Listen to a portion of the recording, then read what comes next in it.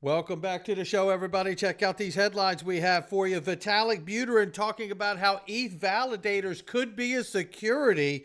We're going to get into it. International transfers for crypto, what does it mean? And how about oh my goodness, HBAR, HBAR, Hedera Hashgraph, and the FedNow deal. We're going to talk about that. I got a great question for you.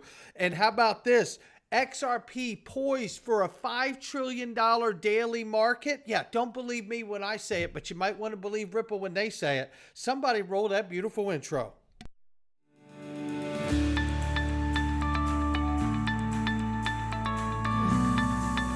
Digital Perspectives with Brad Kimes. Come on in.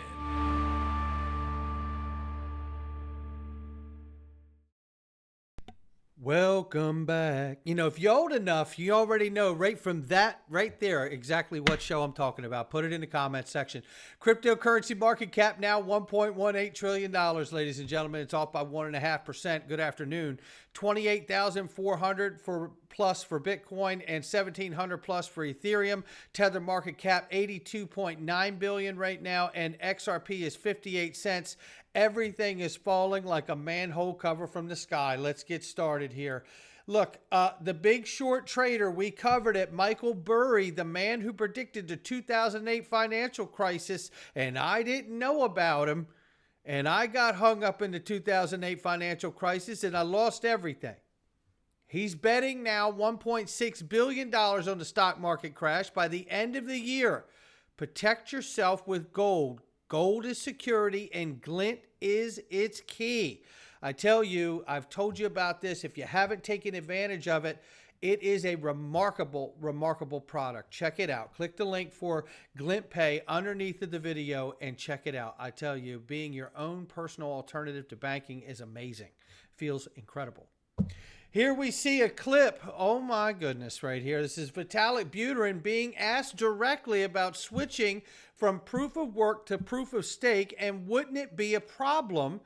Oh boy, listen to what is said here. So does POS make Ethereum more centralized? Because one of the things that I find interesting is the regulatory side, right? Mm-hmm. The SEC has said that Bitcoin and Ethereum are the only two digital assets that are sufficiently decentralized to be not considered unregulated securities. So I think from an investment perspective, that's why, part of the reason why Bitcoin and Ethereum are expected to outperform, because they'll get, inflows. So is there have you guys had any discussions on that? Any thoughts about, from a regulatory perspective, does that make it look more like a problematic asset, or? Yeah, so everything we've heard from a regulatory point of view suggests that proof of stake is not going to make the chain itself, or the coin itself, more security-ish. But listen. Now, there might be ways of being a validator that are kind of illegal or regulated. Yeah. So, for example, if someone issues a token that basically is here's my 1,000 ether that I'm putting into a validator, and I'm going to take out the cost of running the validator, and I'm going to give back 1,030 ether, then that could easily be a security under many countries' regulations. Including the United States. And I don't mind telling you, and this here shows you that this is not a decentralized network. This is what a centralized network looks like. Vitalik Buterin, okay, you guys can stop trading. Okay, stop the trading will stop the hacker from liquidating, but that may be penalizing legit traders significantly, Vitalik says, and deposits and withdrawals. Then the more responses come in. All exchanges stop withdrawals right now. Emergency. Does that sound decentralized to you? Shit's a joke, man.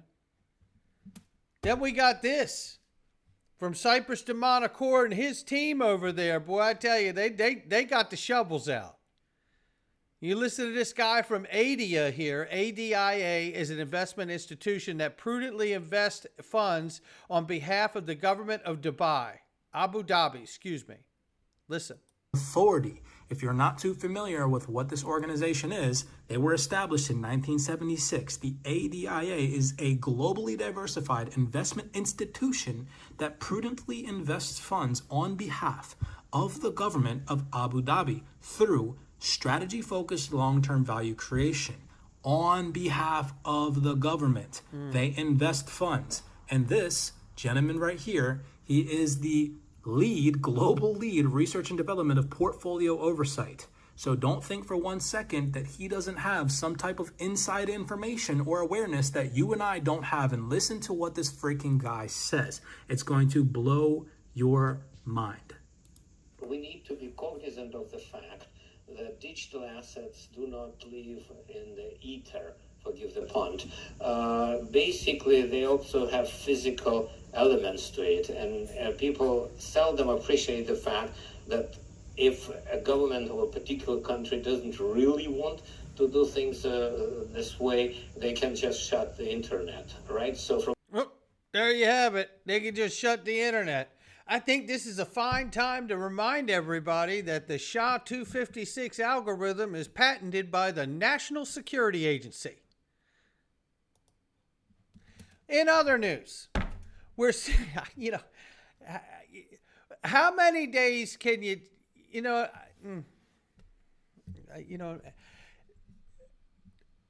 I don't know, I think all of you understand my frustration. I just want people to be aware. I'm not a maximalist. I had to entertain some pretty scary notions about XRP over 2 years. For over 2 years. I'm just looking at Bitcoin the same way I've looked at XRP. This is not maxi talk. This is not maxi talk against Ethereum or Vitalik. I believe digital assets themselves, in and of themselves, are not securities. But the reality is, we are in this fog of war with these government regulators, especially Goldman, Gary Gensler. So this is where we are. But there may be an upside, ladies and gentlemen. Wait till you see this. UK crypto firms have been told by the Financial Conduct Authority how to handle international transfers just 2 weeks before new anti-money laundering rules take effect. Well, I have to say, we're seeing clear instructions to crypto firms on how to handle international transfers. In my opinion, that means we have a global agreement about how to regulate and allow them to happen. 2024 is shaping up to be a banger year for crypto, if you got clarity. And this is a question that I absolutely am seriously asking, and I want to involve all the different legal analysts, John Deaton, Jeremy Hogan, everybody, right? Fred Rispoli, Bill Morgan. I'm very happy for HBAR and FedNow announcing their adoption. I hold both. But what does it mean that HBAR was chosen by FedNow, knowing that XRP is the only digital asset with legal clarity? Everyone keeps including Bitcoin, and I don't mean to be rude, but I don't know of any legal ruling that gives Bitcoin clarity. So if people are saying, well, regulator CFTC has said, Gary Goldman Gensler has said, well, you know what? FinCEN said that XRP was a virtual currency, and the SEC sued us anyway, right? So you'll forgive me if I'm not completely trusting of a regulator's opinion, because that is not legal clarity. And I'm not pitting them against one another. But I'm asking, does FedNow's decision to show recognition of Judge Torres's ruling apply to all of crypto, knowing that they have announced that they're going to use HBAR inside of FedNow's system? That could be very positive for all of us.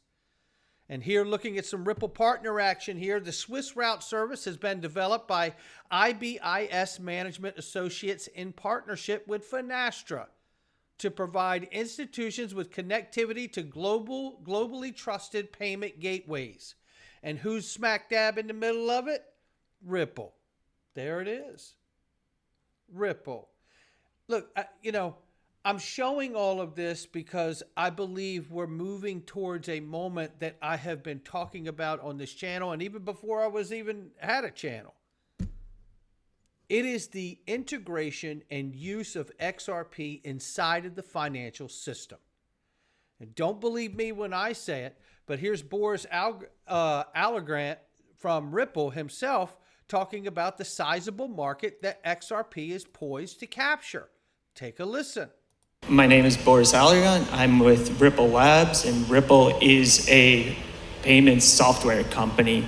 We're actually a crypto solutions company for businesses, and our flagship product is a payments software called RippleNet, an ODL, which offers payment providers an alternative to SWIFT and then the correspondent banking system. We build all our solutions on top of XRPL, and XRP Ledger is a decentralized blockchain, permissionless, been around for over 10 years. RippleNet today is facilitating over $15 billion a year of payment flow and using XRP, which was recently deemed not a security by the US courts.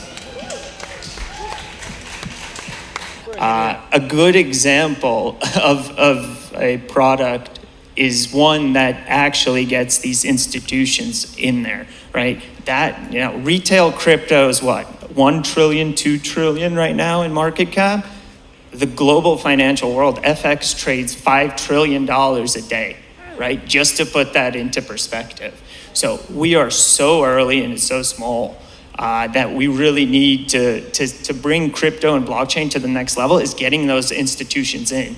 And it's really solving a lot of those issues that they have around compliance. How do you get comfortable as an institution to interact with these assets, with this technology in a way that doesn't get you in trouble?